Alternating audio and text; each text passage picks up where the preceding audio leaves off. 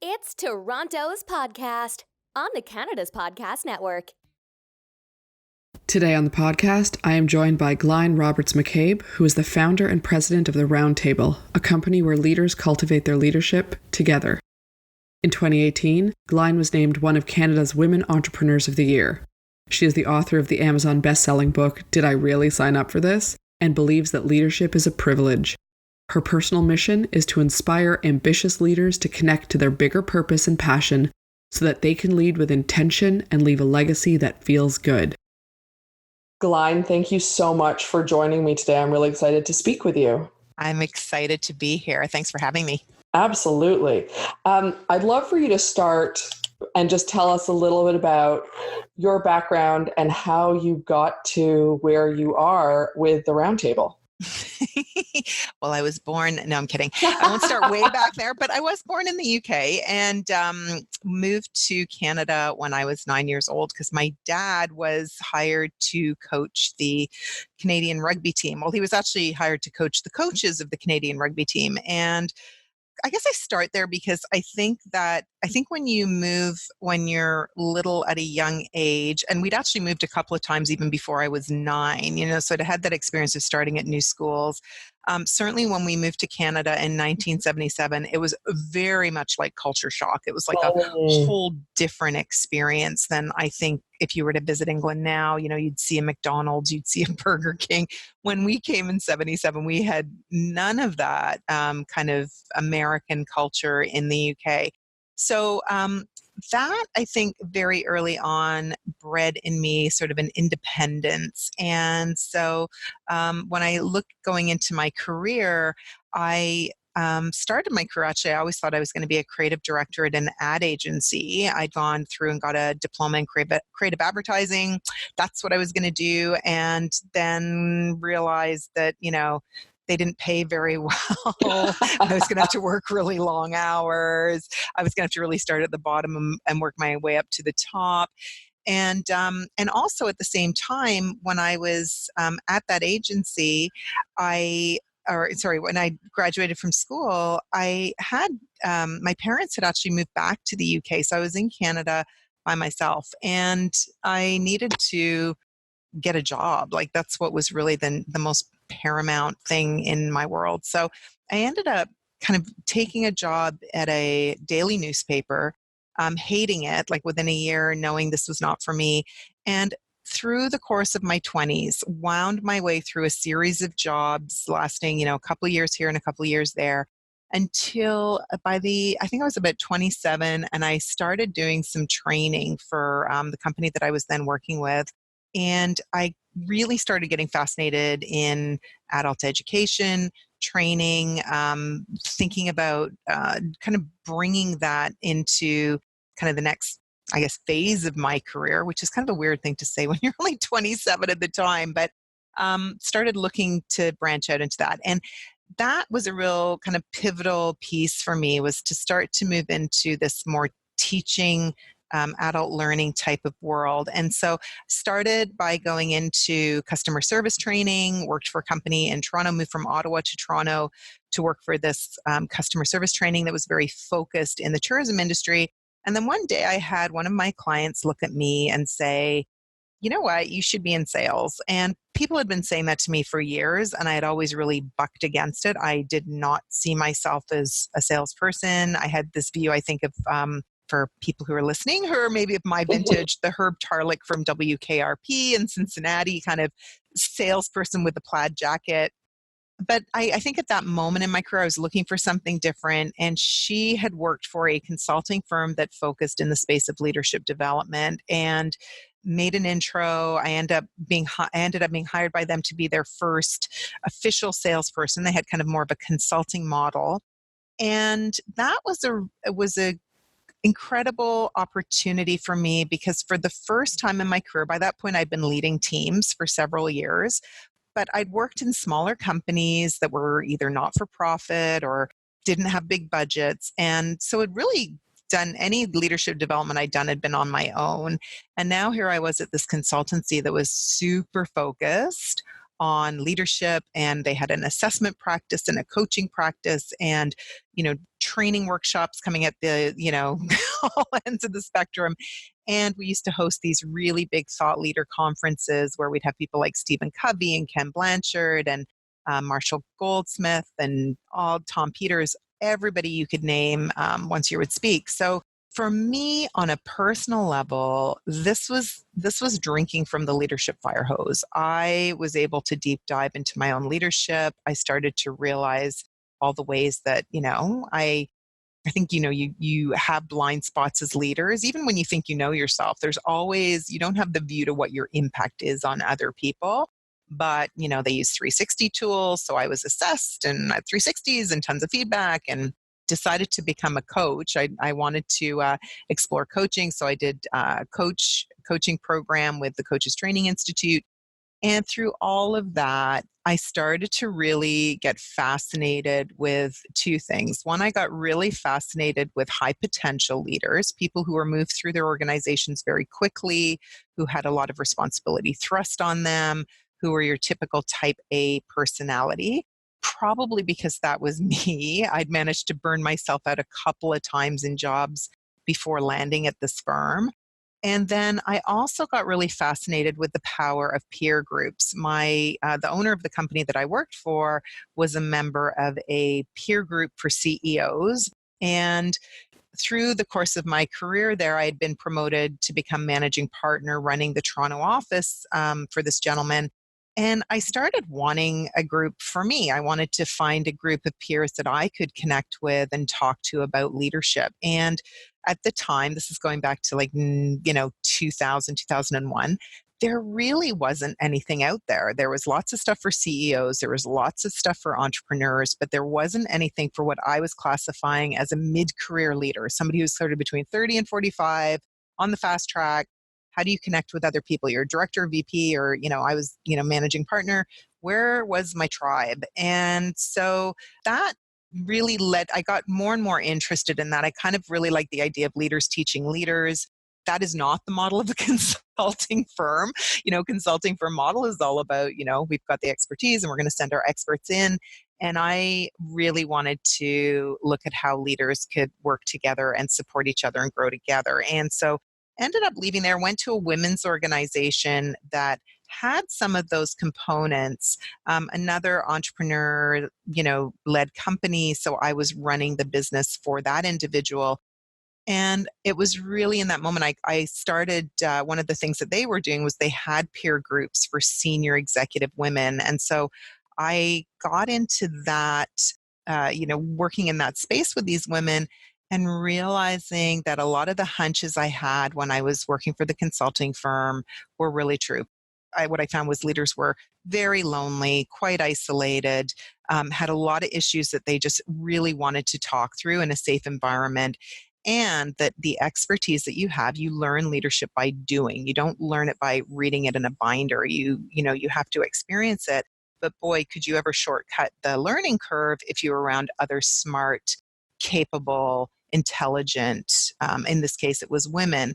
So I lasted there for about 6 months because at the same time, what was happening within me was I always knew that one of my big value systems was around independence and freedom and autonomy. And I had been wanting to have my own business for years and was always incredibly afraid to take that leap.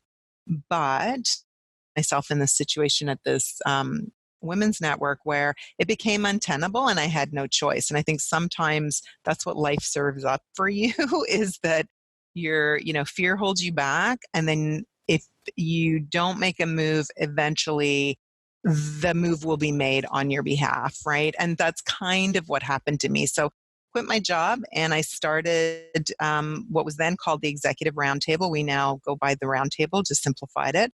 But with the vision of creating a place where leaders who are going through transition, so you're taking on bigger scope, your company's growing like crazy, and you are having to adapt in real time to manage that growth.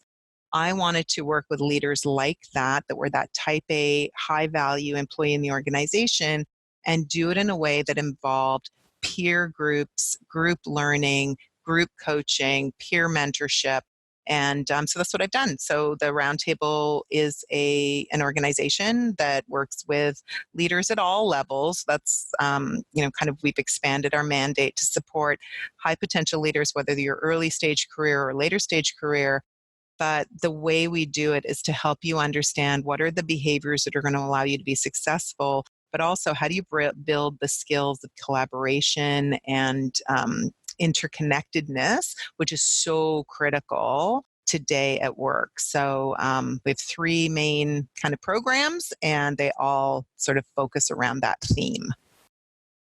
So first of all, that's a fascinating journey. And I appreciate you sharing all of that, because I think it's really valuable. A lot of our listeners are entrepreneurs themselves or looking to start businesses. So I think it's really valuable to know that most of us who are entrepreneurs have not taken a linear path to get where we are. Right? So true. So I really appreciate that. And when you I'm going to go back to when you started the Roundtable. You mentioned that you had some fears, and then you worked through them and started this business. When you started it, what were some of your challenges that you had to overcome? And was there anything that you weren't expecting that showed up or that you had to deal with? Yeah, I mean, I think for me, and just to give everybody context, so my daughter, when I did leave my full-time employment, I left it literally on my 39th birthday. I walked out the door. I remember I felt like I was firing files at people as I was walking out the door of this company. It was crazy. And my daughter had just turned 3. My husband had been a stay-at-home father from the time she was 3 months old. So literally, when I was walking out the door, I was walking away from a salary. Our entire family went from having a 6-figure salary to a 0-figure salary overnight. And I think that fear, as being somebody who's been living on her own since she was 19, actually I left home when I was 17, so self-supporting since I was 17 years old, to have no income and a mortgage in a house in downtown Toronto that was all built around my salary. My husband at the time was a frontline social worker. So as much as he could get a job fairly quickly because he's in demand, the income potential is extremely capped in that space. And so we really, I would say in the first 12 months, the fears that I had to overcome were really financial stability fears. And I can remember the first, because I quit in January, my birthday's in January, and I can remember from January to May, I felt like I was just doing whatever I could to figure out how to make this work. I was, out to my network saying, whatever you need to do, I can do for you, because I didn't plan this business. I didn't have a clear idea of what I wanted to do with the business. I just had this feeling that I wanted to help mid-career leaders that were high potentials. I didn't know how I was going to do that. So I think some people, I would never recommend this to anybody doing what I did, because it was so stressful that way. And I think the fear that I had to overcome was, could I do this? I had done those online assessments that you do that tell you if you should be an entrepreneur. And one of the questions it asks you is, were your parents entrepreneurs, right? Because apparently, I guess if you had parents who were entrepreneurs, you have a better shot at becoming one yourself. All of those assessments, I felt like I failed. I did okay on the scoring, but if I were to listen to those, and they're all done by banks too, so maybe that's the kicker, is it was all these bank websites doing these assessments. I think I wouldn't have done it, but I had that little voice in my head that was like, you're a good number 2 person, you're good at supporting other entrepreneurs, but you can't start something from scratch. You wouldn't be good at bootstrapping it. Those were a lot of the things that my inner critic was telling me at that time. And I can remember the turning point for me was I had gone to the Toronto Business Development Center because I think I stumbled across a ad for them on understanding GST at the time. Now it's HST. And so it was an evening course, and I went to it, and I didn't know anything about the Toronto Business Development Center. I didn't know about business incubators. I didn't know anything. And I was there to learn about HST. And the woman who was teaching the program started talking about this business startup program that they had that you could apply for. And I went up to her at the end of the course and I said, I'm really interested in this business startup program, because what it did was in 10 weeks, it helped you build out a business plan. And I thought, I need that. I need that accountability. I need that structure. And I knew that was going to be a way for me to overcome my fear. Like, I knew if I had a plan, I would be able to push through that. And the income piece, it was funded by the government. So you could actually get unemployment insurance as you were going through the program. So it was great. It was funny because they'd actually already enrolled. You had to go through 3 gates, and they'd already completed the first gate. But she said to me, you know what? Come in early in the morning, talk to this guy, pitch him your idea, and see if he'll let you into gate 2. And that's what I did. I got there. The session was supposed to start at 9. I got there at 8 the next day, and I corralled this guy, and I gave him this really high level spiel. I have this idea. It's for peer leadership groups and corporations, and we need it. And And he's like, okay, come on in. I think I wore him down, and he let me come in, and then I applied and I got accepted in that program. And I think the thing, as I'm talking, I think the thing that really helped me was that forward momentum, right? You can sit at home and worry about your fears, or you can actually take action and do something about it. Mm-hmm. And I think I had my pity party for sure. There were days where I was like, what have I done? And I'm never going to be able to figure this out. But once you can start getting some forward momentum, I find the fears are easier to kind of overcome and clobber. I think that's a really great point. The reality is that when we're building momentum, we're building confidence. And we think that we have to start with the confidence to build the momentum, but it's actually the other way around. 100%. By joining this program and creating this business plan, you are building momentum, which builds your confidence, which then puts you out in the world with that confidence already there, having the momentum, knowing that you can keep going. Mm-hmm. I love that you found that program also, that you were persistent enough to show up and convince that man that you needed to join it. Well, and I think the other part of your question was sort of, the piece around, you have to constantly be nimble and adjust. You think you're going to go somewhere, and it may not work out that way. And I think what I see is a lot of people. So I think if I was the kind of person that had been told, well, we've already done an intake and the next intake isn't for another 4 months, I think there's some people that would go, okay. Whereas I'm the kind of person that the more you tell me I can't do something, or the more that I have that sort of competitive piece, which I think has served me well as an entrepreneur, which is, okay, well then how do I get around this? This is a challenge. How do I get around this? So I think, one of the things that I think about for a lot of people is they take no for an answer too quickly. And they often confine themselves into whatever is being put out, rather than thinking, okay, is there another way around this? Don't always accept what somebody has said to you. It's like if you had a horrible health diagnosis from a doctor, I think there's some people that go, okay, that's my lot in life. Or are you going to go and get a second opinion and a third opinion and a fourth opinion, because this is your life, right? So I think that for me, that if I think about other entrepreneurs that are trying things, just know you might have to zig, right? Like you think you're going to be zagging down here. No, you might have to zig every once in a while and go in another direction and try something else.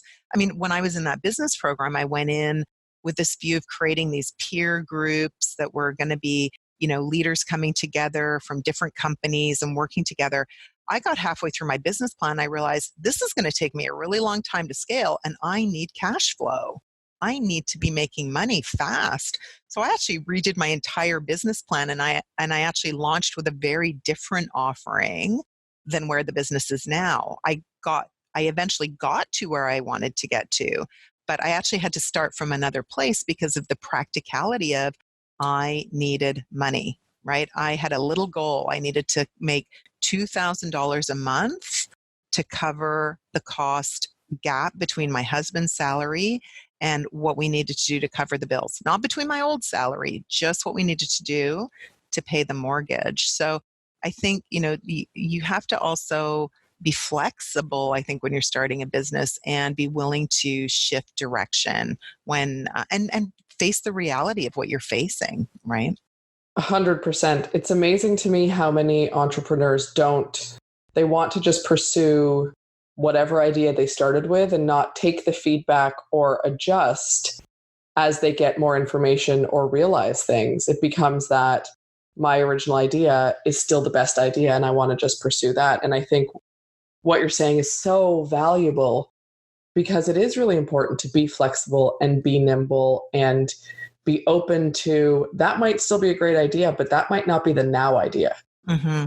Well, I think too, for me, I had a real clear line in my brain, right? So I had what I used to call my bread and butter work, right? So I needed to bring in income. So what were my skill sets? Well, I'd been a senior executive for many years. I had a background in sales, customer service, dabbled in marketing a bit, but anything, and of course I had this leadership experience from the consulting firm. So I, had this little consulting practice on the side that was, hey, I could come in and I could do a strat planning day with your team. I could come in and do a, customer audit for you. I could do some employee interviews for engagement. So I actually got a few clients where I was working with, and they were actually other entrepreneurs, where I was helping with them with some of those systems that, as a small entrepreneurial company, you tend not to think about, like the people side of your business. So I was doing that for bread and butter work. I was on retainers with a few clients. I'd go in a day and week, da, da, da. But I always used to say to people, that's not the round table. The round table is over here, and this is what the round table is all about. And my website was only about the round table. It wasn't about my bread and butter work. It was just about the round table. And what I see sometimes is people feel like they can't water it down, right? They feel like they have to go all in on one. Meanwhile, they're not paying their bills. They're racking up their credit cards. They're under a lot of stress and strain. And I think, you know what? Until you can get this up and off the ground, unless you have like a nice fat, bunch of money saved in the bank account or somebody who's going to be your, benefactor. If you need to pay the bills, you've got to be realistic, but there's nothing wrong with saying to people, sure, I can do this for you because I like you and I can help you out with this, blah, blah, but my real business or what I'm going to be focusing my energy on is sitting over here, and let me tell you about that. I honestly think you can manage that conversation. And I do think that's something that I see a lot of entrepreneurs put themselves in a lot of pain and get into a lot of debt because they're afraid that it'll water down their message or it'll be too convoluted. Or they do the worst thing, which is they actually mush everything together and seem like they're trying to be everything to everybody. Now, I'm in a services-based business, so that's, kind of the slippery slope of services businesses generally. But that would be my advice is if you need cash flow work, get your cash flow. Maybe that's a part-time job. Like, for me, it was part-time gigs, but, don't be so worried about the purity of your main business idea if you also need to be paying your bills. We need to survive, right? Yeah. We don't, in my opinion, and it sounds like you would agree with this, and what I'm hearing, what you're saying is that there's no point to take on the hardship of suffering to become an entrepreneur. 100%. You can be an entrepreneur, you can have your niche, you can focus on a thing. And until the point where that thing, whatever it is making you enough money to support yourself in a way that you are comfortable with, it's okay to do other things. Yeah. And I think the other thing too, which you make me think of, is that I think in the entrepreneurial community, there's a lot of myths that are out there. Like if you're not working 24/7, you're not really an entrepreneur. Like you have to be hustling, you have to be pouring yourself into your job 7 days a week, especially in the early years. That's what people will tell you. I absolutely do not subscribe to that. Like I think that these sorts of things, and if you're not $1 million, if you're not a 7-figure business, you're not really an entrepreneur, right? Like there's a lot of things within the entrepreneurial community that are falsehoods. And I think you have to decide when you go into business, what works for you? Like I've built a business. I have a team here. We have bricks and mortar. We're, the whole 9 yards. That's because that's what I wanted. I enjoy having that. I like leading a business. I'd done it before. I'd spent 10 years doing that for 2 other entrepreneurs. So for me, that is my comfort space.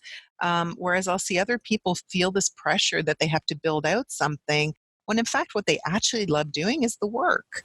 So do the work. Why do you have to have a team? You'd probably well, that limits my ability to make a lot of money. Well, how much money do you need to make? What's enough? Right. And if you're sacrificing your family and you're sacrificing, the time you want to spend doing things that are important to you, that's not living either. Then you're just being a slave to this company that you're trying to create. Right. So I think for new entrepreneurs or even people who are caught up, like I work with a lot of people who've had businesses for 10 years and they'll say to me, oh, I haven't taken a vacation in 10 years. Like, are you insane? How can you possibly be productive without taking time off? I don't get it. Right. But it's like we wear it as a badge, right? Oh, I'm so, and I think those people with teams especially, and they say, oh, I haven't taken a vacation in 10 years. I have to be there for my team. To me, and I'm in the space of leadership, I go, well, then you're doing something wrong. Because if you can't leave your team alone for 2 weeks or 3 weeks, you've got to look really closely at that. Well, you're the bottleneck in the business. You're the bottleneck in your team if that's the case. And 100%. That's not healthy. And by the way, I could not agree with you more. I get very frustrated with the mantra of hustle harder and do more, pay attention to all these things. And I think that busyness as a badge of honor is destructive. I don't think it's productive at all. And I am always, whenever I see people out there speaking about it, I get very frustrated. I think it's a really bad message for new and established entrepreneurs. I do too. And it just makes you feel less than, right? Like I think we're always sort of, it's this comparison piece. I was once in an entrepreneurial group where they made you post your monthly sales numbers. Well, everybody's sales cycle is different. Maybe if you're in a product-based business, you're going to have predictable revenue every month. But how is me posting that I didn't invoice anything for the month of August to my peers a useful exercise?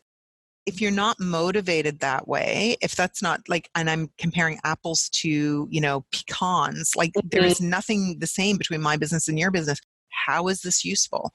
Right. And yet we create these kind of, systems with entrepreneurs. And I think this overemphasis on making money. It's kind of like I think about when I was in corporate and, you'd get the promotion and you'd get the new title and you'd get the increase and then you'd get all the increased responsibility. And you know what? That title and promotion, that new money that you got, the rosy glow of that lasts for maybe a month, right after your first paycheck. And then you are sucked into the reality. Well, it's no different. Like if you can be comfortable doing, $300,000 a year or $100,000 a year or if that's what you need to be happy and successful in your business, you're a success. You don't need to compare it to somebody who's, making $15 million in their business a year and then is working 7 days a week and is miserable and is on their third marriage and is, like how we define success for ourselves. I think as entrepreneurs in particular, you have to get really clear on your values and you have to get really clear on what's important to you because there's a lot of noise out there that will tell you that you're not good enough if you're not trying to grow and you're not trying to conquer the world. And I don't buy that, right? I just don't buy that. It's a lot of and this is for people in corporate as well. It's not only for entrepreneurs, but a lot of the marketing and language is so based on scarcity and comparing. And 100%. When you put those two things together, it's toxic. Yeah. 100%. How do you live up to any of that? And if you're not clear on what success is for you, if you're not clear on what you want your life to look like and what matters, then the minute you see someone doing it differently who is making more money or doing better or has more celebrity, you say, well, I'm not good enough and I need to get to that. And it happens, like I said, with entrepreneurs and with executives and leaders, right? Like there's everybody. And so I agree. I mean, I think that starting with what matters to you and what you want your life to look like and recognizing that it can change and checking in on it every year or whatever your cycle is really, really important. Yeah, and I think so many of us, it's funny because I was just doing a session last week with one of our groups and we use a tool that looks at your energy, right? And where do you get energy from? What gives you energy? And it was interesting. I was reflecting on it because the way this tool works is when you're very high side on certain energies, you're in the bias zone, right? So you have mindset biases around things. And it's so hardwired for you that you actually don't really understand how extreme things are, right? And the way you're looking at the world, it's so extreme. And so I think for a lot of people, we go through life without that level of self-awareness, right? So if you don't have access to that, if you're just kind of living your life, you can repeat patterns, you can self-sabotage and not even realize you're doing it. I think for me, for any entrepreneur, any leader, one of the greatest gifts you can give yourself is this ongoing drive for self-insight. Because the more you understand about yourself, the more you're going to start to recognize those patterns. Like, I have a very high drive to win. And so as I'm saying to you, this comparison, I can talk about it, but let me tell you, it's one of the things I struggle with, right? When I hear other people's success, am I happy for them? Sure I am. But do I sit there and go, why haven't I got to that yet? And then what happens is when I do achieve success, it's actually hard for me to enjoy it because it's that self-sabotaging side of like, oh, do I really deserve this? I don't know if I worked hard enough for this. Maybe they had a bad year that year and that's why I won the award and nobody else won the award.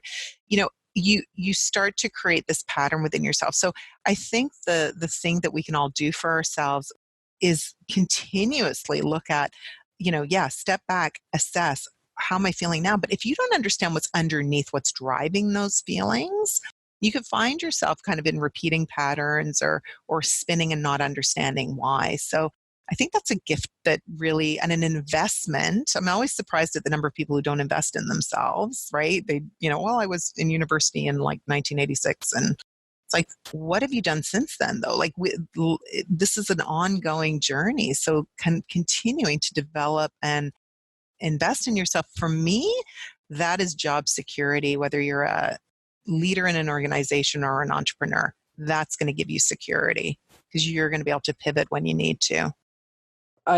Continuous learning, right? We're not, hopefully, I'm sure there are some exceptions, but hopefully most of us are changing and growing day by day, year by year. So to assume that, what we knew in 1986 when we graduated university, that static knowledge of that space is going to work the same way for us 20 years later or 30 years later to me, doesn't seem to make a lot of sense. Mm-hmm. Well, and I think there's a lot of people. I had somebody once say to me, oh, I know exactly who I am. I'm completely self-aware. I know everything about myself. And I'm thinking, number one, I think that's the biggest lie that anybody could ever tell themselves. Like, I learn about myself every single day. There's some new aspect that I'm like, okay, that's interesting. So I think there's that. But the other thing too is I just actually had this conversation earlier this morning with a group. I said, I could list you all of the behaviors that I have that are really annoying and that as a leader are difficult. And I'm hyper aware. I've done more assessments than I think most people will ever do in their lifetime. But knowing what it is and then doing something about it, that's a very wide gap. And that's the thing. So there's plenty of people that would say, yeah, I know I'm short-tempered or I'm impatient or I'm this, I'm that. Okay, so you know something. So what are you doing about it? Right? And we will justify those sorts of things because we've been getting results and we think we're doing a good job and it's got us to where we have gotten to. No question. But is that what's going to help you get ahead in the future and based on what you're trying to do and based on what your business needs or what your team needs or what your family needs? I mean, because this doesn't work in isolation. All this stuff goes across our lives, right? It's not just about how we're showing up work-wise, but how we show up with our families too. And I think that's what I notice. I notice a lot of people very proud to tell you, well, I know I'm this way, I'm that way, but they don't do anything about it. Absolutely. And so this makes me curious. If you had advice to give to leaders or entrepreneurs, obviously you have advice to give to them, Glain. Obviously. If you had the opportunity to give them a piece of advice, what would it be?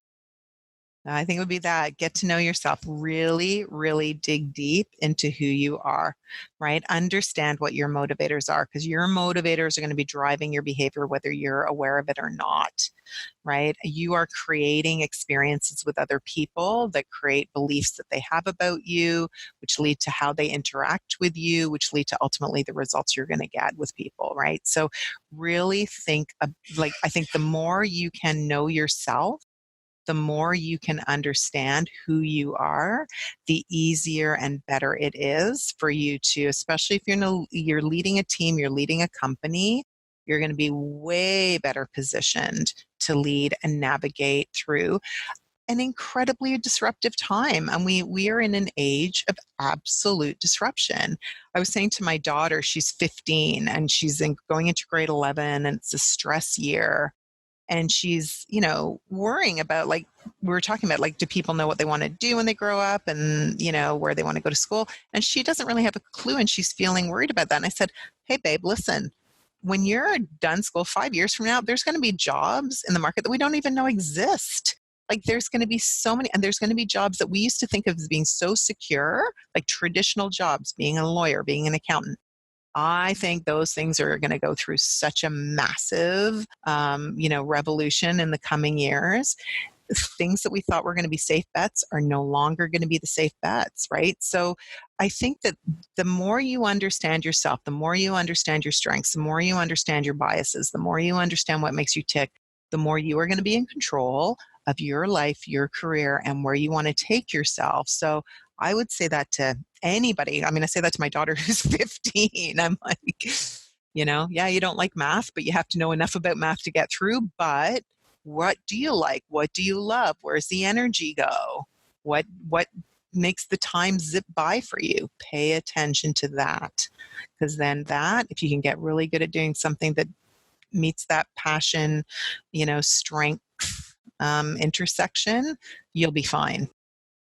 I love that. I think I think that is just the most powerful advice we can really give to anyone. So thank you for that. So this is the Toronto podcast. So I'm going to ask a Toronto question. And that is, your business has always been based here since you started it. You've always been here, but your business has. So what do you see as the benefits of being in Toronto, and also maybe some of the challenges of being in Toronto? Well, I mean, I can certainly speak to it from our standpoint. I mean, it's great being in Toronto. It's such a vibrant city. There's so many head offices here, and so many opportunities to connect with leaders across so many different sectors. I think that's what I love about Toronto, is there's just a vibrancy. We've got clients from every single sector you can imagine. And, I think for the most part, we're in a place where, for us, talking to organizations about developing their people and investing in people, we have companies that are very progressive in that area. So from a business standpoint, for me, and I think the network in Toronto for entrepreneurs is also incredibly vibrant. I think there's lots of places that you can go and get support and connect with other entrepreneurs. So I love that about Toronto. I think the thing that for us is becoming increasingly harder, and it's a Canada thing more than a Toronto thing, I think, is that more and more companies are moving some of their decision making into their parent office, which many times is in the US. And so for us, there's a lot less autonomy, I find, with many of our clients up here, as the US economy has gone through its own ups and downs. And so that's been a little bit more challenging for us in particular, has been finding the relationships that we need to have. What we're finding is the relationships that typically used to be here are no longer here, or the positions have been downgraded a level from a VP to a director. So we saw a real shift in that over the last 3 years, I'd say. But I think that's more of a Canada thing than a Toronto specific thing. I think my Toronto specific downside is just getting up the DVP to see my clients. Traffic Traffic to the gardener from my office in downtown Toronto. Never fun. So I would like to +1 that traffic outside to Toronto. I agree. Well, it's funny when, laughing about it, but when you're in a time-based business where every hour really does count, which is, kind of a big part of our business is still time, you're losing so many hours a year trying to just navigate across the city, right? So it's interesting. I've not done the math on that. I don't think I'd want to, but there's probably a lot of lost billable time sitting in there. Yes. I would have to agree. I would also not want to do that math. That's for sure. So I'm going to get to wrapping up this interview. And what I'd like to do is we have a set of fun questions. They're just kind of rapid fire, quick answer questions that I'd love to ask you before we wrap this up. Sounds great. Perfect. So here we go. The first one is, if you weren't doing what you're doing now for work, what would you be doing instead? Such a good question. I think I'd actually like to work with entrepreneurs. So maybe that's a kind of cheating answer, but I love entrepreneurs and I love helping them think through the people side of their business. I think entrepreneurs are always so great at the business side of their business. So I think I'd flip and work with entrepreneurs as opposed to working with people that are working for the man. I think that's I think that's great. And definitely, you're clearly a very people-focused person, right? So it's not surprising that that would be the thing you're doing instead. Mm-hmm. What book are you currently reading? And do you have any books that you would recommend to our listeners? Oh my gosh, I have like tons of books that I'd recommend to the I listeners. love that. That's for sure. What's the book that I am currently reading right now? It's on my bookshelf at home and I'm halfway through. It is called Dark Horse, and I'm trying to remember the name of the guy that wrote it. His name has escaped me. But anyway, it's all about basically how the school system is not set up properly to help people be successful, and that in fact it's your individuality. So it really fits into this whole strengths-based theme of working with your strengths versus conforming to the notions of the system, which is what the school system is. And so really enjoying that book. I had heard about it on Dax Shepard's podcast, The Armchair Expert, and I love it. In terms of leadership books that are absolutely my go-tos, the big three for me are What Got You Here Won't Get You There by Marshall Goldsmith, he's sort of the grandfather of behavior coaching, which is the work that we do here, helping leaders shift behaviors. Love that book. The second book that changed my life as a manager was First Break All the Rules, which is by Marcus Buckingham and Kurt Kaufman. It was the book that Buckingham and Kaufman wrote when they were working at Gallup. And it is really takes the idea of Donald Clifton's work, Soar with Your Strengths, to the next level. Gallup's research on strengths-based leaders and how they get more from their teams. It totally changed how I lead. So I love that book. And then the third book that was a real game changer for me was A New Earth by Eckhart Tolle. And it is so great for taking a lot of Zen philosophy and these sort of timeless principles and bringing them into, I think he does such a great job of connecting it into the modern world and giving you these strategies. And the thing that I remember from that book that I constantly remember, and I think as an entrepreneur, it was such a helpful tool to have, was this idea that you can choose not to worry. So worry, I'm one of these people who thinks and thinks and thinks and thinks, and I have a very hard time slowing down my brain. And he talks so much in that book about how worry is such a useless activity and that we can choose to worry. You can decide to say, I am not going to worry about this, or you can choose to do something about it. And so any time in my business where I would start worrying about money, because that's usually where we go to as entrepreneurs, I will tell you that everything will grind to a halt. When I started going, okay, I'm worrying about money, so what do I need to do? And I would think about, what can I do for a client right now? What can I do who haven't I talked to in a while that I can connect with? As soon as I shifted my energy and focus to action, things changed, right? Money came in, client had a project, things started moving. So then it kind of goes back to what we were talking about earlier about the confidence. You get confidence by doing things.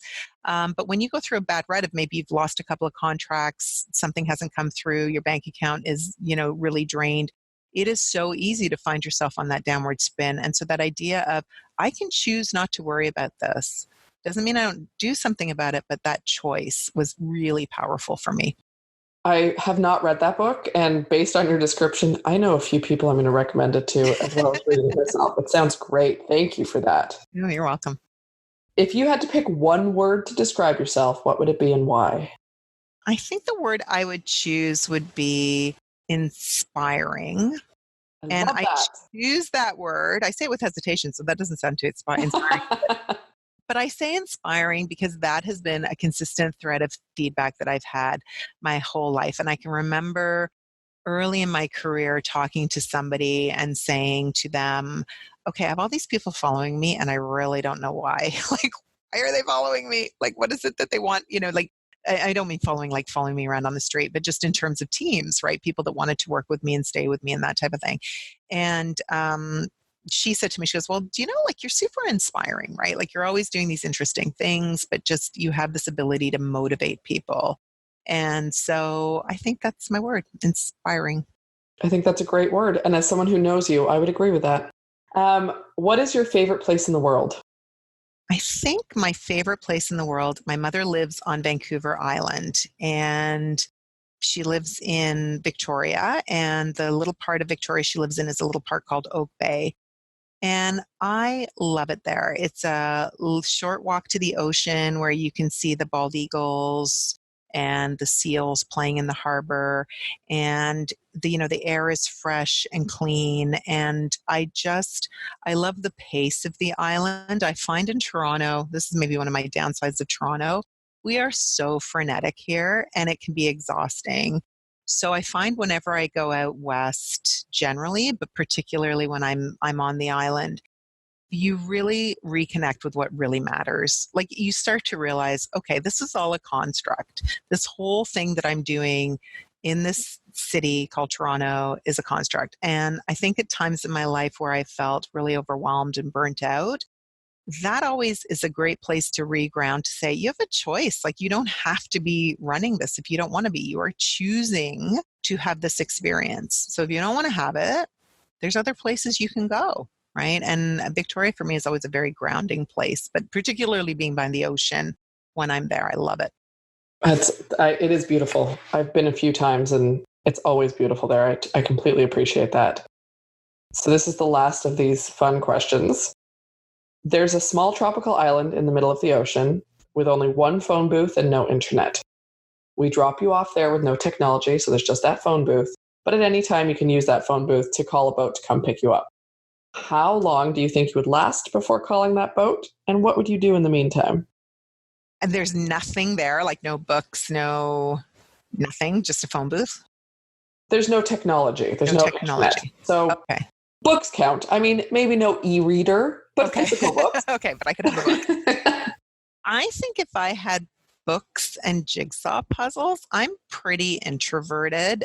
So I can go a long time without human contact. That being said, what's a long time? I mean, I don't know. This is a really interesting question, because if it was a competition, because I'm high winning and I'm also high enduring, I'd say to you, what have your other guests said? Because I'd want to beat them, right? So there's a part of me that thinks that. And then there's the realistic part of me that goes, yeah, you could endure through that, but is it to the point of just enjoyment and you want to come out, like it's, okay, I've been away and now I'm refreshed and I'm ready for a boat to come pick me up. So I actually think the honest answer is I could go for a really long time, depending what was at stake.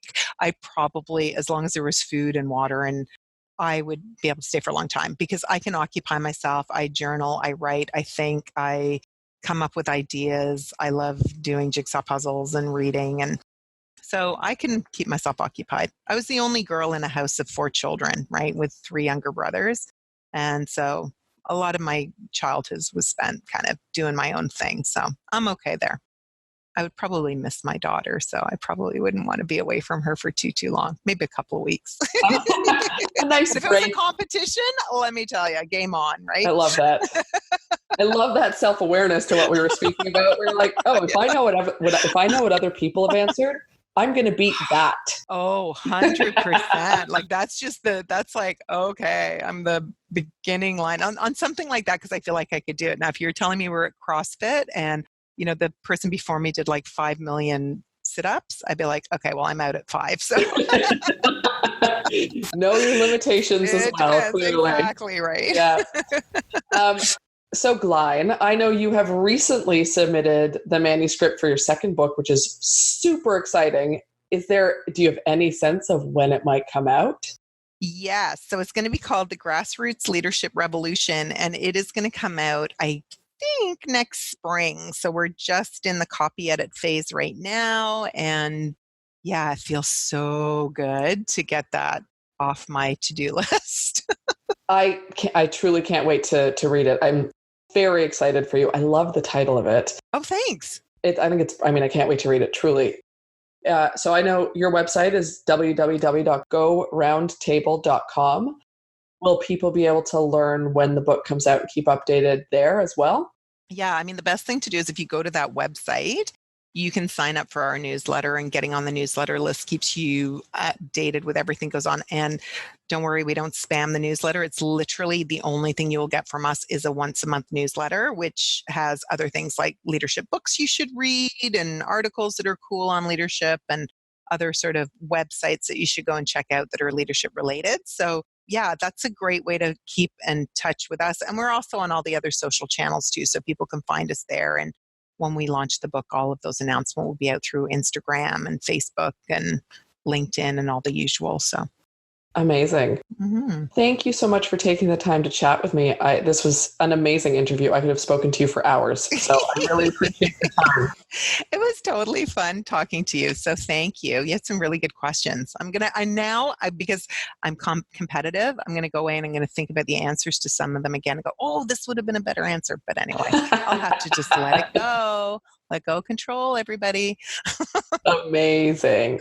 Thank you, Glain. I appreciate you very much. Oh, thank you, Celine. Have a great day.